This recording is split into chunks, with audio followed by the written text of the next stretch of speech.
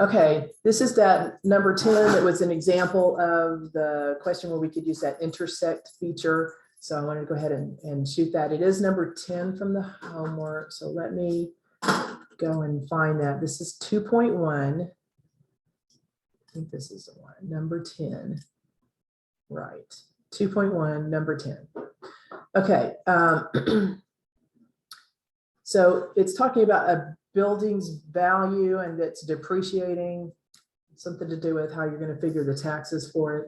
Straight line depreciation. They give us a lot of information at the beginning about what it was worth initially.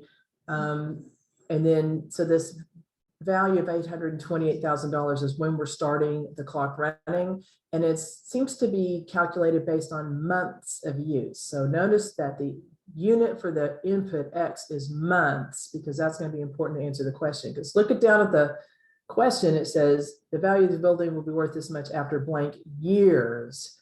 So pay attention to that, because whatever we get when we solve this for X, that's in months. So we'll have to convert that final answer to years by dividing the months by 12. That tells how many years. Okay, so they actually do give us a function. We don't have to do any calculating on our own. It says the value is given by the 828,000, that's our initial amount, minus 2,700x. So it looks like it's losing $27 in value each month. And this is after how many years will the value be? $666,000. So what I'm going to do, I could take that expression and just set it equal to the output they're asking for, 666,000, and solve that for X. Just like we talked about in class, solving something for setting it equal to 0 is how you find a 0. Well, if you want to find out when it equals anything else, you just set it equal to that output and solve it. That's what solving equations generally is doing, is we have this output we're targeting and we want to undo the function and figure out what inputs will give us that target output. But in this case, I think it was, if you look at the examples, it shows maybe some intersection methods. So I'm going to go to the calculator and then we'll do it that way. As soon as I open up the calculator app that I just closed down, let me open it back up again, tell a joke or something. Paul, do you have any jokes? Oh, my husband deserted me in my time with need. I like the rabbit one. The rabbit one, the kids don't like that. They don't like it. They don't like that one. Okay, I'm back. Never mind. All right, so let me go ahead and share this. Where's my Zoom screen?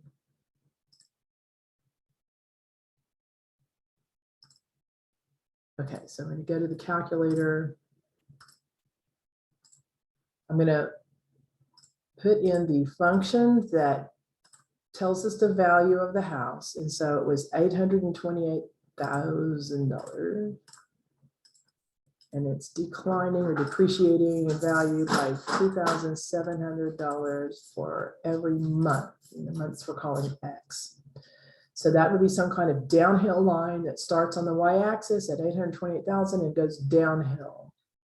And I think it would take like 30 years for this to go all the way down to 0. So I'm going to just let the X values, I don't think they need to be negative because we're talking about time moving forward. I'm going to let X go out to about 30 years. I don't know if that's enough or not. Now, the Y values are high, right? That Y-intercept is 828,000, and then it's going to go down from there. So I'm just going to let it be 1 million. 1, 2, 3. And I'll let each, this time I will change my marks on the Y-axis to let each one be $100,000. Doesn't really matter what the X scale is. I'll go ahead and maybe let those go by tens so I can see 10, 20, 30 on the X-axis. But this should show me the line. Well, that wasn't even close. 10, 20, did I not do that right? Window 30. Let me try that again. 828. Well,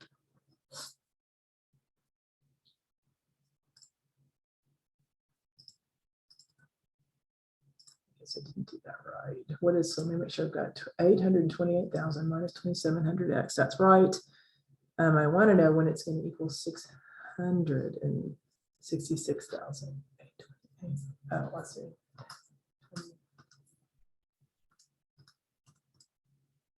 It goes way out further than that. So we're talking months, right? So this might be, so like 100 months isn't very long. I'll say 300.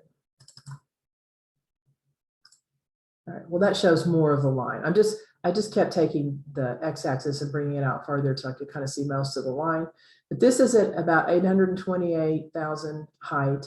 It's asking when's it going to be 600 and something thousand, which is down here somewhere. So the question said, when, after how many years will the value of the building be 666,000?